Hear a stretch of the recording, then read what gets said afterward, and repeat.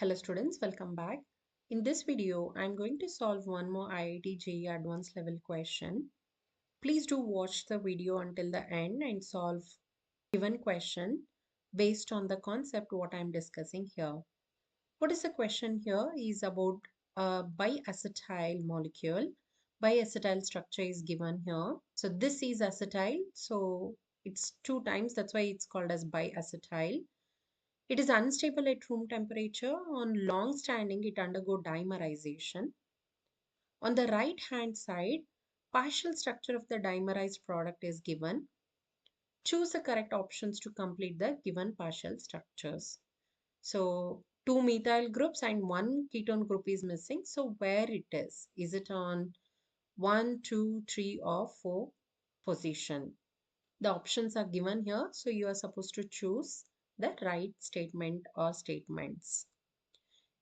This question is purely based on the mechanism of the reaction, like how you are going to write mechanism. Based on that, you can answer this question. So let's get started. Before we start writing the mechanism of the reaction, let's learn more about this biacetyl molecule. Biacetyl molecule is not so stable.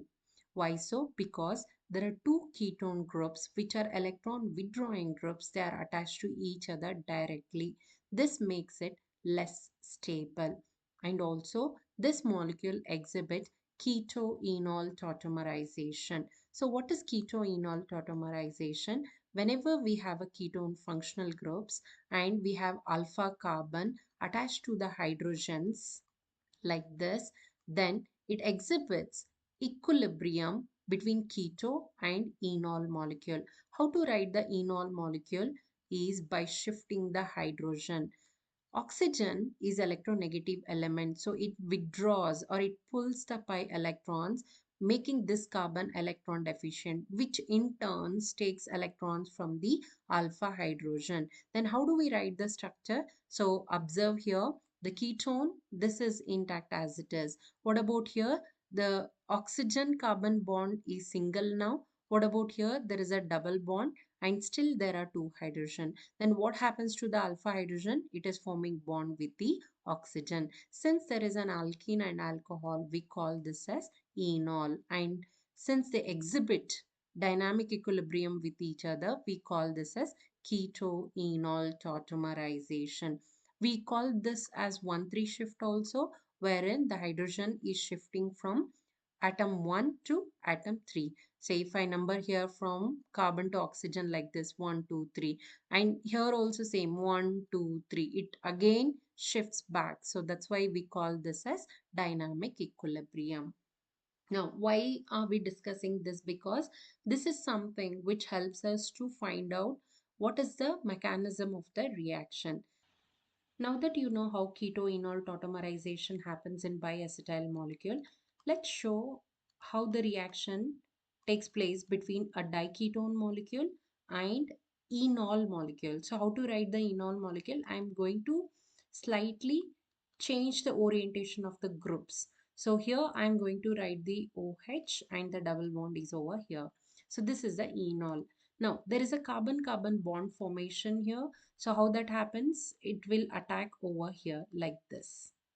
So the carbon-carbon bond is forming between this carbon and this carbon. So how to write the product? Observe carefully. I'm going to write this group as it is, right?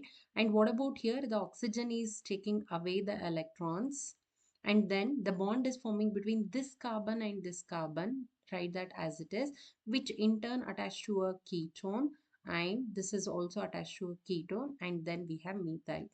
Quickly count the number of carbons once. Okay, so here we have 4 carbon, 4, 8 carbons should be there. So 1, 2, 3, 4, 5, 6, 7 and 8. So whatever structure we have written is correct.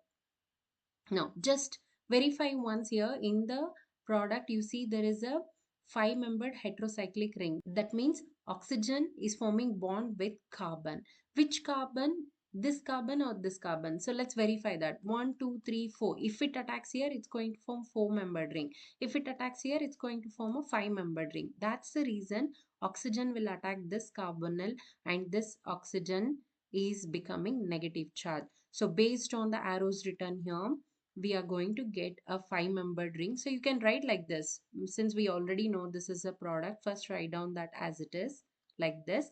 And you see, this is the carbon we have here, which is attached to methyl and COCH3. And we have CH2 and then we have ketone. And this is where we have a methyl and O minus.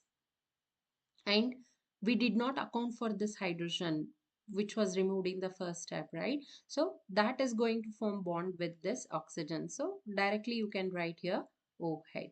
So this is the final product what's written here. Just identify the carbon. So since we have OH on the first carbon, call it as 1, 2, 3 and this is 4 because you see there is a COCH3 here also. So that is correct. Now, let's read out the statements. Two methyl groups are present at first and third position. So, at first there is a methyl, but at third there is no methyl. So, this is a wrong statement. One keto group should be there at third position. 1, 2, 3. No. At second there is a keto. Two methyl groups should be there at second and fourth position.